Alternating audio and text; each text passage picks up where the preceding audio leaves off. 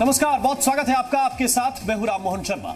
नमस्कार, मैं हूं दिलीप तिवारी। भारत में कोरोना को फैलाने के पीछे सबसे बड़ी साजिश तबलीगी जमात की सामने आई है और निजामुद्दीन मरकज को माना जा रहा है कि उसमें से निकले लोगों ने देश में तबाही मचा दी है, खासतौर पर कोरोना के मामले में। आज उत्तर प्रदेश के अपर मुख्य सचिव गृह अवनीश अवस्थी ने बताया कि कोरोना के कुल मामलों में से 58% केस तबलीगी जमात के हैं।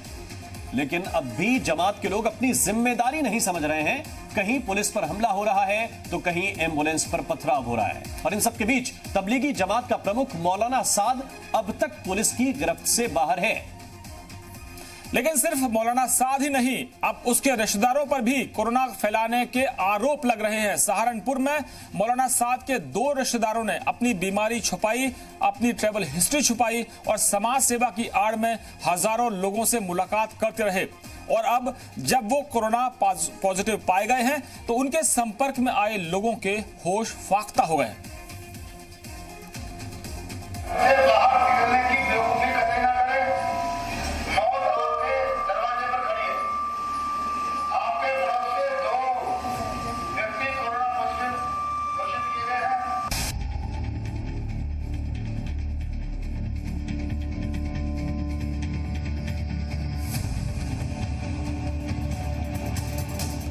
सहारनपुर के मुफ्ती मोहल्ले में पुलिस लोगों को कोरोना की जांच कराने के लिए समझा रही है और इसकी वजह है वो शख्स जो अपनी ट्रैवल हिस्ट्री छुपाता रहा।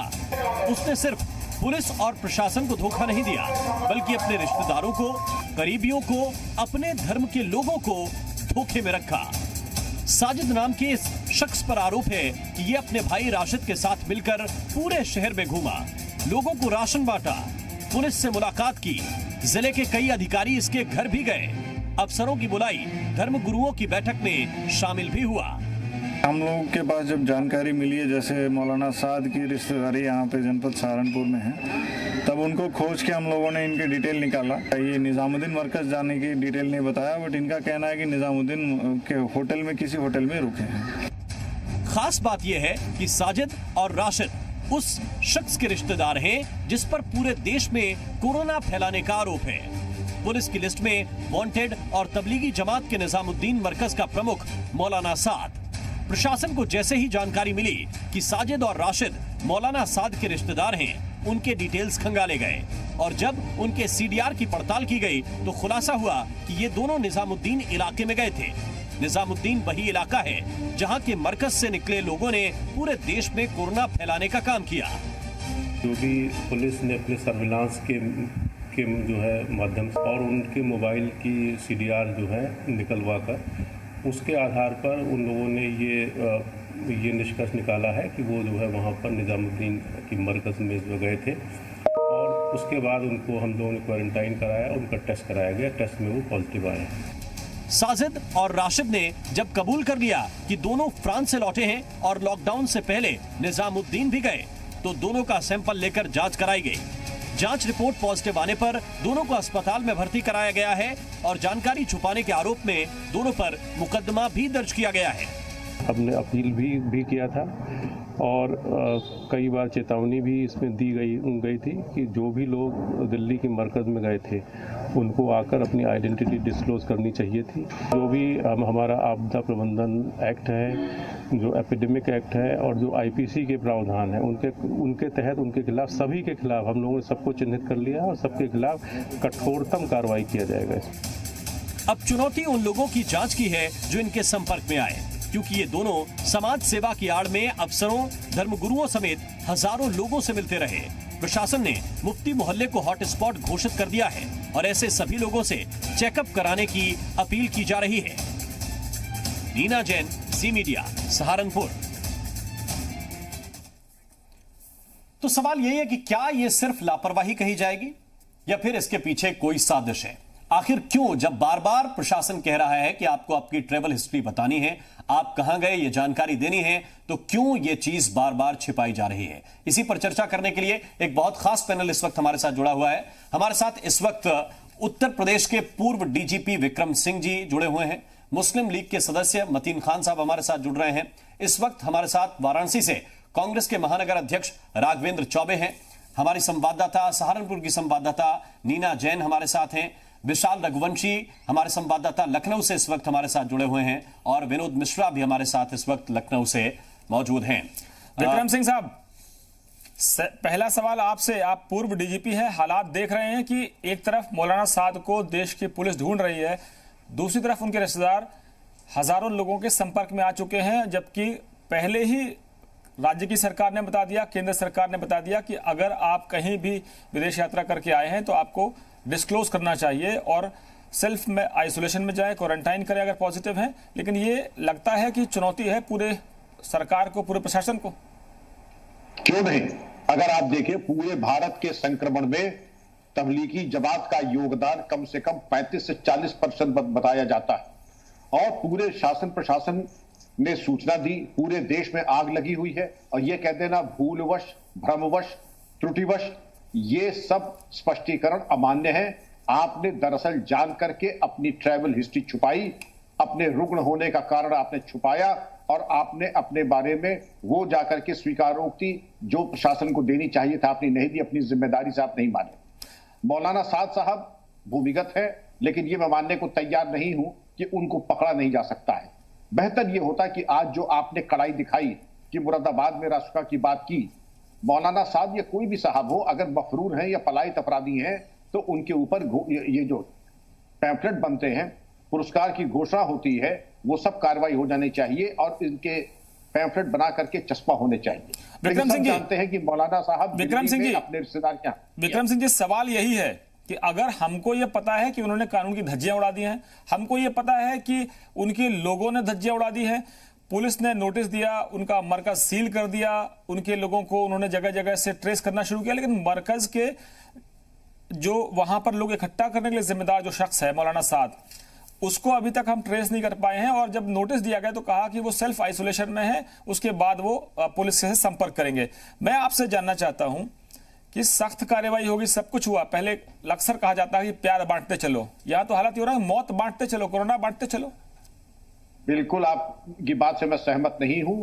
आपने अगर यह कहा था कि सेल्फ क्वारंटाइन में है, क्वारंटाइन की पूरी व्यवस्था जेल में भी होती है, तन्हाई की एक सजा होती है, वहां कोई आप तो आदमी छोड़ दीजिए, वहां छिपकली भी दिखाई नहीं पड़ती है। अगर आप चाहें तो यही क्वारंटाइन आप जेल में कर सकते थे।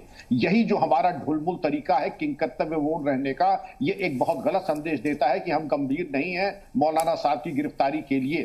पहले भी आपने कहा कि ये जलसा गैर मुनासिब है और गैर कानूनी है, आपकी जिम्मेदारी थी कि वहां जो भी थे उनके इलाज, क्वारंटाइन जो भी करना तत्काल करते, खाली कराते मरकज को। नहीं खाली कराया, मौलाना की गिरफ्तारी नहीं हुई, थाने और दिल्ली प्रशासन की ढुलमुल रीत और एक दूसरे पे आरोप प्रत्यारोप लगा करके आपने एक ऐसी खराब स्थिति उत्पन्न कर दी शासन प्रशासन के लिए। कम से कम अब तो चेत जाए कि जहां पर इनका ये हिंसा का नंगा नाच हो रहा है, नंगा नाच हो रहा है गाजियाबाद में, मारपीट हो रही लेडी डॉक्टर्स के साथ, कम से कम अब तो कड़ा संदेश दे दें। और ये स्पष्ट मैं करना चाहूंगा कि तबलीगी जमात इस्लाम नहीं है, इस्लाम अलग है, तबलीगी जमात अलग है। आसाराम बापू जेल गए, आसाराम बापू हिंदू नहीं है, आसाराम बापू हिंदू के मतलब वो नहीं माना जाएगा कि हिंदुओं पे आक्रमण। तबलीगी जमात एक संगठन है, उसने त्रुटि कुछ की है तो कानून अपने हिसाब से कार्रवाई करेगा। उसको अन इस्लामिक कह देना, इस्लाम पे हमला, ये बहुत ही गैर मुनासिब है। ये दूसरा रूप देने की कोशिश शरारती तत्व कर रहे हैं। नीना जैन हमारे साथ हैं। नीना, जरा ये बताइए कि क्या इन लोगों को क्वारंटीन करने के लिए प्रशासन ने कहा था, और कहा था तो कब कहा था? और दूसरा ये कि जब तक ये कोरोना पॉजिटिव घोषित नहीं हो गए तब इनकी गतिविधियां क्या रहीं, किन किन लोगों से मुलाकात की, कहां कहां गए, क्या क्या किया? जी, मैं बताना चाहूंगी कि इनके जो 19 तारीख को ये निजामुद्दीन दिल्ली से आए, उसके बाद लगातार पुलिस प्रशासनिक अधिकारियों से मिलते रहे, आम लोगों से मिलते रहे, यहाँ तक कि ये राशन भी वितरित करते रहे। गुरु धर्म सभा हुई, वहां पर भी गए, लोगों के घर भी जाते रहे। और जब पता चला पुलिस को कि सीडीआर के माध्यम से कि निजामुद्दीन गए थे, तब भी इनका कहना था कि फ्रांस होते हुए आए हैं और निजामुद्दीन मरकज नहीं गए हैं, किसी होटल में ठहरे। 7 अप्रैल को इनका टेस्ट कराया गया और 13 तारीख को ये कोरोना पॉजिटिव आए और उसके बाद इन्हें क्वारंटाइन किया गया है। फिलहाल ये फतेहपुर सियाची में क्वारंटाइन है। जी, ये मतीन खान साहब, आप क्या देख रहे हैं इस पूरे हालात में? क्योंकि जिस तरह के आंकड़े आ रहे हैं, कहा जा रहा है कि 58% जो लोग हैं वो इनके संपर्क में आने से यूपी में प्रभावित हुए हैं और कई राज्यों में इस समय बड़ी मुश्किल की स्थिति है, हाहाकार फैला हुआ है। हम धर्म विशेष की बात नहीं कर रहे हैं, लेकिन आप क्या कहेंगे कि हालात ऐसे हो गए हैं कि हम कानून से ऊपर हैं, समाज से ऊपर हैं, हम लोगों की जान से खिलवाड़ करेंगे और हम कानून को मानेंगे नहीं, प्रधानमंत्री को नहीं सुनेंगे, मुख्यमंत्री को नहीं सुनेंगे और किसी भी तरह की व्यवस्था को नहीं मानेंगे।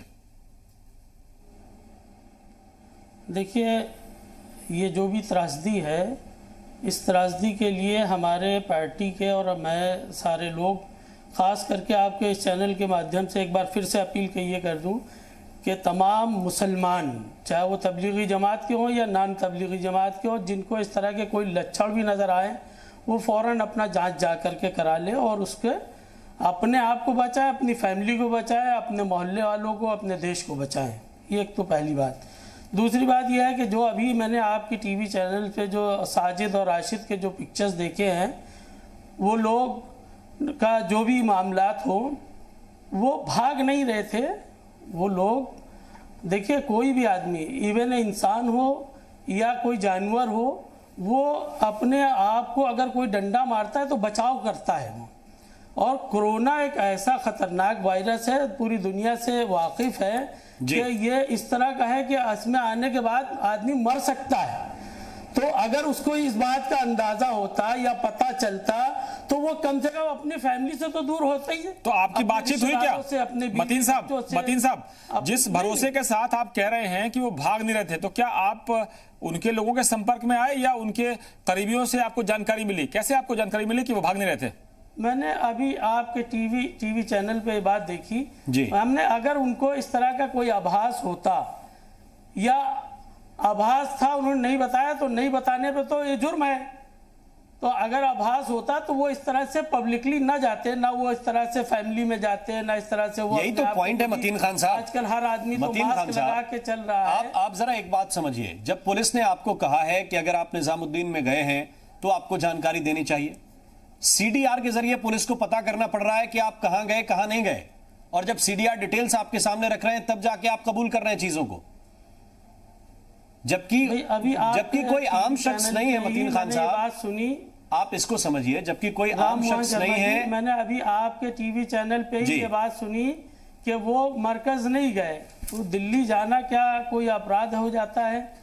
भाई दिल्ली गए, वो दिल्ली से आए, आने के बाद वो अपने, भाई अगर कोई सिम्टम्स उसको लग रहे होते हैं, उसको कोई वो बात होती है, वो ना जा रहा होता, ना चेकअप करा रहा होता या चेकअप से भाग। मतीन खान साहब, ये एडवाइजरी जो, सुनिए जनाब, एडवाइजरी जो आ चुकी थी उसमें यह साफ साफ कहा गया था, जिन्होंने भी फॉरेन ट्रेवल किया है, हिंदुस्तान में आने के तुरंत बाद या तो वो अपना चेकअप करा ले या फिर जाके सेल्फ आइसोलेशन में चले जाएं, क्योंकि अगर लक्षण देखेंगे तो जांच जरूर होगी। तो उन्होंने ये तो इन्फॉर्म ही नहीं किया। नहीं, फॉरेन ट्रेवल है क्या ये लोग? जी बिल्कुल, फ्रांस से होकर आए। उन्होंने कहा कि वो फ्रांस गए थे। पुलिस ने जो डिटेल निकाली वो निजामुद्दीन इलाके के होटल में रुके। नहीं मालूम। हाँ, तो बिल्कुल। अच्छा, निजामुद्दीन के होटल में, ये फॉरेन से आए हैं ये जी। आप, और हम आपको डिटेल दिखाएंगे। विनोद, सरकार क्या कह रही है? विक्रम सिंह साहब ने कहा कि लीनियंट होने से नहीं चलेगा काम, चाहे मौलाना साद हो, चाहे कोई भी हो, क्योंकि अगर आप मौत बांटते हुए चल रहे हैं तो आप तो गुनाहगार हैं।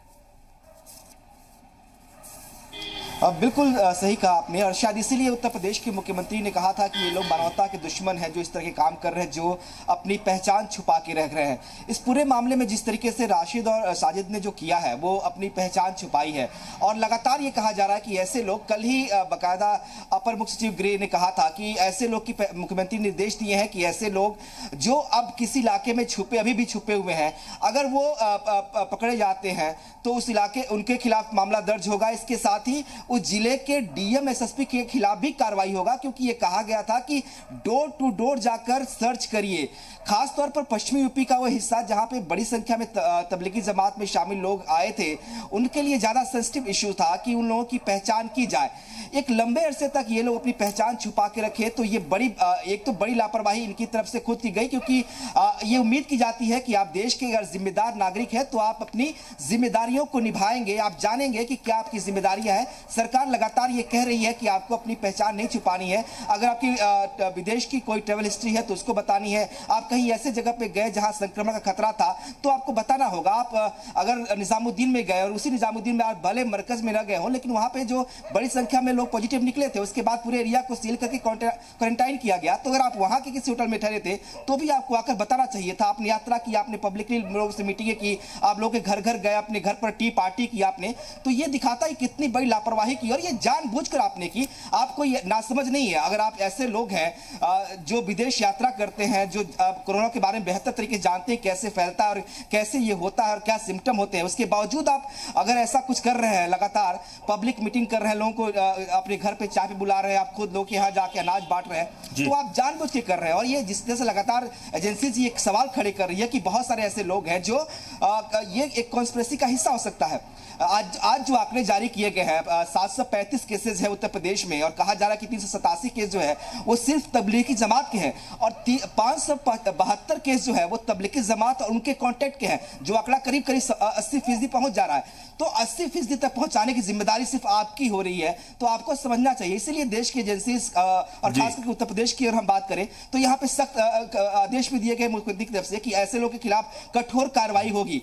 कई सारे मामले दर्ज हुए, तबलीगियों की जितनी गिरफ्तारियां हुई उनकी सबके खिलाफ मामले दर्ज हुए। उसके बावजूद अगर लोग ऐसे कर रहे हैं तो ये लापरवाही उनकी है और ये किसी कॉन्स्पिरेसी की तरफ इशारा कर रहा है। ठीक, हमारे साथ इस वक्त राघवेंद्र चौबे साहब भी हैं। आप महानगर अध्यक्ष हैं कांग्रेस के वाराणसी में। चौबे जी, आपको क्या लगता है कि ऐसे लोग आखिर क्यों अपनी आइडेंटिटी छिपाकर ये काम कर रहे हैं?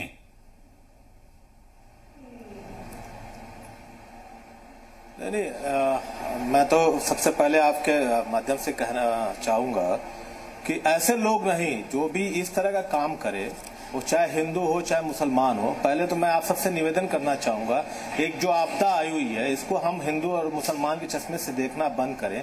आप देखिए लगातार, आप शायद ये डिबेट उस दिन होता जिस दिन एमपी की मुख्य सचिव को कोरोना से उनका साबित हुआ तो हमें और अच्छा लगता, लेकिन कहीं ना कहीं दिल्ली से क्या जितने लोग आए क्या उनकी जांच हो गई? चौबे साहब, जांचें हो गई हैं चौबे साहब, उस दौरान जिस पीरियड में इनका।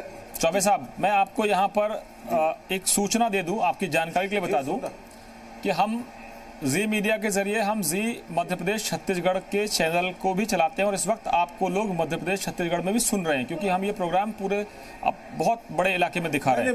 मैं आपको ये साफ कर दूं, राष्ट्रीय चैनल है, पूरे देश में मैं आपको ये साफ कर दूं चौबे साहब, मेरी बात सुन लीजिए कि जब मध्य प्रदेश की सेक्रेटरी हेल्थ जो है जब क्वारंटाइन पॉजिटिव पाई गई तो हमने सवाल उठाया कि जिन पर इस महामारी से निपटने का संकट है, क्या उन्होंने जो प्रोटोकॉल है उसको तोड़ दिया या वो संकट में कैसे फंस गए?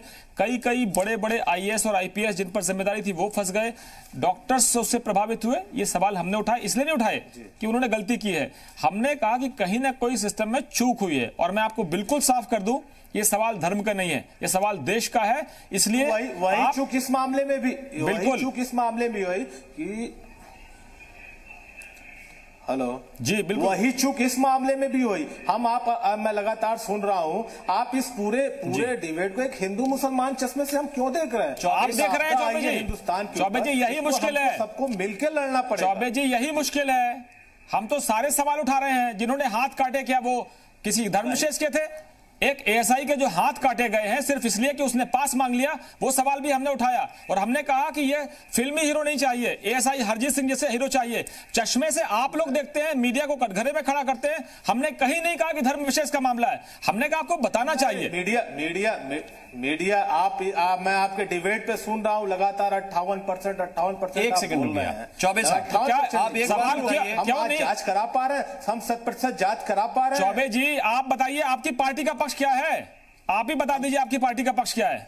चलिए मैं सुन लेता हूं आपसे, हमारी किस नजरिए से देखेंगे आप? हमारी पार्टी का पक्ष बड़ा स्पष्ट है, बताइए।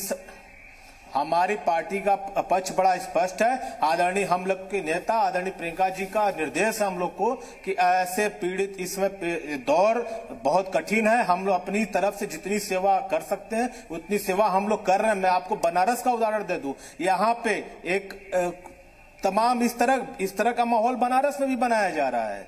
जो हम लोग के लोग, हमारे वर्कर मुस्लिम क्षेत्रों में जा रहे हैं, राहत पैकेज, खाने का भोजन, अनाज तो लेकर उनको रोका जा रहा है कि यहां तक कहा जा रहा है यशो द्वारा कि इस समय कांग्रेस की सरकार नहीं है, सरकार कांग्रेस की नहीं है, आपको इसको रोका जा रहा है, जो कि बनारस में आके देख लीजिए, पूरे आपके अपने संवाददाता के माध्यम से पता कर लीजिए जनाब। पिछले 22 तारीख से जब से जनता कर्फ्यू लगा चौबे जी, जब ये कहा गया, मैं किसी पार्टी और दल की बात नहीं कर रहा हूं, आप कह रहे हैं कि बांटने जाते तो वो रोकते हैं आपको क्योंकि आप कांग्रेस के हैं। मैं पार्टी दल की बात भी नहीं कर रहा हूं, मैं आपको कहना चाह रहा हूं, आपके इस चैनल के माध्यम से सबको कहना चाह रहा हूं कि इस समय हिंदुस्तान बहुत कठिन समय में चल रहा है, इस रोग को हम मानव बन करके लड़ लें। एक बार हिंदू मुसलमान छोड़ करके जो पीड़ित है, जो दोषी है, दोष को दोष के नजरिए से देखिए और पीड़ित को पीड़ित। अच्छा चलिए, मैं आपको एक बयान बता देता हूं। चलिए, राजनीति कौन कर रहा है मैं आपको सुनाता हूं। कांग्रेस के पूर्व मुख्यमंत्री कमलनाथ ने जो हॉटस्पॉट बना हुआ है इंदौर, वहां जाकर आरोप लगाया कि बीजेपी की केंद्र की सरकार ने, नरेंद्र मोदी की सरकार ने इसलिए लॉकडाउन नहीं किया कि कांग्रेस की सरकार वहां गिर जाए मध्य प्रदेश में, तब तक सेशन भी चलता रहा यहां पर संसद का और वहां पर विधानसभा का। ये आरोप कमलनाथ के हैं, ये आरोप मीडिया के नहीं है। और ये राजनीति नहीं हुई तो क्या हुई? दूसरा आरोप उन्होंने लगाया आपकी पार्टी की तरफ से, सुन लीजिए चौबे जी, आपकी पार्टी से दूसरा आरोप ये लगाया गया। कमलनाथ जी वहां जाके नहीं, आप अपने अभी इसको सुधार करिए। कमलनाथ जी ने वीडियो कॉन्फ्रेंसिंग कर करके कॉन्फ्रेंस किया था, हॉट स्पॉट एरिया में नहीं गए थे। अरे इंदौर की बात कर रहा हूं, आप मेरी बात सुनिए। हम 30 जनवरी को हमारे आपके पूर्व मुख्यमंत्री के प्रेस कॉन्फ्रेंस में एक कोविड-19 पॉजिटिव व्यक्ति, पत्रकार, उनकी प्रेस कॉन्फ्रेंस में मौजूद था। कितना सिस्टम दुरुस्त था आपको दिखा देंगे हम लोग तस्वीरों में जी। मुख्यमंत्री को आइसोलेशन में जाना पड़ता, कोई नियम का पालन नहीं हो रहा था। दूसरा, आपकी पार्टी ये सवाल उठाती है कि आपने पीएम केयर्स फंड क्यों बनाया, आपने पीएम राहत कोष में फंड क्यों नहीं लिया? तो ये राजनीति नहीं है। पूरी बात मेरी सुन लीजिए, उसके बाद करिए, मैं आपकी भी सुनूंगा। आप पहले मेरी बात भी सुन लीजिए ना। 30 जनवरी को हिंदुस्तान में पहला केस पाया जाता है कोरोना का। उसके बाद आप 13 मार्च तक भारत सरकार नॉन सीरियस और लगातार राहुल जी को काउंटर कर रही थी। इसी में उनके मंत्री, उनके नेता बिजी थे कि नहीं, यहाँ पे डर का माहौल मत बनाइए। हिंदुस्तान में 19 मार्च को, जिस दिन 8 बजे मोदी जी टीवी पे आते हैं, उस दिन आप जब ट्रंप करा लिए, एमपी में सरकार बना लिए, ये आरोप नहीं है, जो घटित हुआ है उसको रखा जा रहा है। ये राजनीति भी नहीं है, पूरी चीजें हो गई, ये राजनीति भी नहीं है। 19 तारीख को 8 विक्रम सिंह जी 19 तारीख को 8 बजे मोदी जी टीवी पे आते हैं और कहते हैं कि हिंदुस्तान एक बहुत गंभीर समस्या की ओर बढ़ रहा है। हम एक काम अगर फरवरी में करते तो शायद यही मुश्किल है, बहुत सुरक्षित रहा। यही मुश्किल है चौबे जी कि जब आप बयान देंगे आप कहेंगे राजनीति नहीं है, वो कहेंगे राजनीति। विक्रम सिंह जी, आप एक पूर्व पुलिस डीजीपी के तौर पर, पुलिस ऑफिसर के तौर पर, आपको लगता है कि सब कुछ जो है, बातें चाहे जो करें, आखिर करेंगे राजनीति? वचनम किम दरिद्रता, बातों से हम कब तक खुश करेंगे? लेकिन ये पुलिस का एक इन्वेस्टिगेशन का, एक तफ्तीश का एक तरीका भी है कि अगर संगठित तरीके से कोई संक्रमण या कोई आक्रमण या कोई गतिविधि हो रही है तो उसके तो अन्वेषण में और अनुसंधान में देखा ही जाएगा कि संगठित तरीके से सबसे ज्यादा कहां से कंट्रीब्यूशन है इस समस्या का। और उसको जातीयता के ऊपर नहीं देखना चाहिए, लेकिन जातीयता तो हमारे राजनीतिक मित्रों ने भली भांति उसको कर ही दिया है। हम तो नहीं कह रहे, लेकिन जो भी गलती कर रहा है, गलती के बारे में कानून जो इजाजत पुलिस को देता है, प्रशासन को देता है, डॉक्टर्स को देता है, वो तो कार्रवाई करनी ही, वो अनिवार्यता ही है। और उसका हम पुट दे देना, हिंदू मुस्लिम कर देना, ये हमारी एक खासियत अब हो गई है, क्योंकि उसमें हमें थोड़ा राजनीतिक लाभ मिल जाता है। ये समय लाभ हानि का नहीं है, राजनीति का भी नहीं है। बस एक वाक्य कह दें कि जो दोषी है उसके खिलाफ कार्रवाई हो जाए और जो आरोपी है उसकी जात न पूछे। इतनी कृपा हम देश के ऊपर कर ले कि जो आरोपी है उसकी जात बिरादरी हम न पूछे, बिना जात बिरादरी के जो कार्रवाई कर सकते हैं फौरन से पेशतर तत्काल कर ले। मतीन खान साहब ने बहुत उम्दा बातें कही, काश आपकी बातें और आपको पूरे देश में उसकी बात को लागू किया जाता। लेकिन हम लोगों ने वो प्लेटफॉर्म मतीन खान साहब ऐसे लोगों को नहीं दिया है। हमने ऐसे लोगों को प्लेटफॉर्म दिया है जो जाकर के संकीर्णता की और मजहब की बात करते हैं, धर्म और अलगाव की बात करते हैं। लेकिन अगर ये सीधी सी बात है, आईपीसी सीआरपीसी में कहीं नहीं लिखा है कि किसी बिरादरी का अगर कोई अपराधी है तो उसको कोई छूट मिलेगी, इम्यूनिटी मिलेगी, किसी को नहीं। अगर किसी ने अपराध किया है तो कार्रवाई 100% होगी और अगर किसी ने उसमें जातीयता गलाने का पुट किया, मैं एक और परामर्श और देना चाहूंगा। अभी आपने राष्ट्रपिता के ऊपर विचार किया है, ये साधन संपन्न लोग हैं, विदेश जाते हैं। गैंगस्टर एक्ट उत्तर प्रदेश में धारा 14(1) के अंदर चल अचल संपत्ति कुर्क हो जाती है। अब ये समय आ गया है कि ऐसे पहुंच वाले जो अपराधी हैं, आरोपी हैं, उनको गैंगस्टर एक्ट के अंतर्गत चल अचल संपत्ति कुर्क होनी ही चाहिए। ये मेरी प्रबल संस्तुति होगी उत्तर प्रदेश शासन और पुलिस को। ठीक, ये पुलिस को करना चाहिए। लेकिन विशाल रघुवंशी, क्या आपको लग रहा है कि इतनी तेजी के साथ चीजें इंप्लीमेंट होती नजर आ रही हैं? एक प्रश्न इस केस में यह भी है कि अगर कहा गया कि फ्रांस से आए हैं, तो क्या प्रशासन ने समझाइश देने के अलावा उन्हें क्वारंटीन करने की कोशिश की? देखिए, सरकार की तरफ से ये आदेश हर जिला प्रशासन को दिया गया है कि जितने भी लोग विदेश से आए हैं उनको चिन्हित किया जाए, उनको क्वारंटाइन कराया जाए। इसके साथ साथ जहां जहां पर मामले निकल रहे हैं वहां पर उनके कॉन्टैक्ट पर्सन्स की पूरी हिस्ट्री बनाई जा रही है। इसके लिए बाकायदा एक पूरी टीम गठित कर दी गई है। तो ऐसे में ये कह देना कि सिर्फ सरकार की जिम्मेदारी है, ये शायद गलत होगा। ये एक आम आदमी की भी जिम्मेदारी बनती है कि अगर उसने फॉरेन ट्रैवल किया है, उसकी कोई हिस्ट्री रही है, ट्रैवल हिस्ट्री, तो वो बताए, जिला प्रशासन को इसके बारे में अवगत कराए। और यहाँ तक कि जो ये बात आ रही है कि उनको जो सिम्टम्स है, तो सिम्टम्स आने की भी एक पूरी प्रक्रिया है कि सिम्टम्स ऐसा नहीं है कि आपको जो है तुरंत ही आपको ये मालूम चल गया कि आपके सिम्टम्स आए और कल आपको कोरोना पॉजिटिव का टेस्ट आपका जो है आ गया। तो ऐसे में उनके पास समय था, वो बता सकते थे, यहाँ तक कि अपने आप को क्वारंटाइन कर सकते थे। और खास तौर से अभी जो कांग्रेस के नेता बता रहे थे, तो ये शायद ये बताना भूल रहे हैं कि इनके कांग्रेस के बड़े नेता हैं सहारनपुर के, उन्होंने तो एक बार भी अपील नहीं की लोगों से वहां पर जाकर। वो हमेशा अक्सर विवादित बयान भी देते रहे हैं, लेकिन उन्होंने एक बार भी अपील नहीं की कि उनका कोई एक वीडियो नहीं आया जिसमें ये उन्होंने कहा कि भाई जो लोग ट्रेवल किए हैं या लोग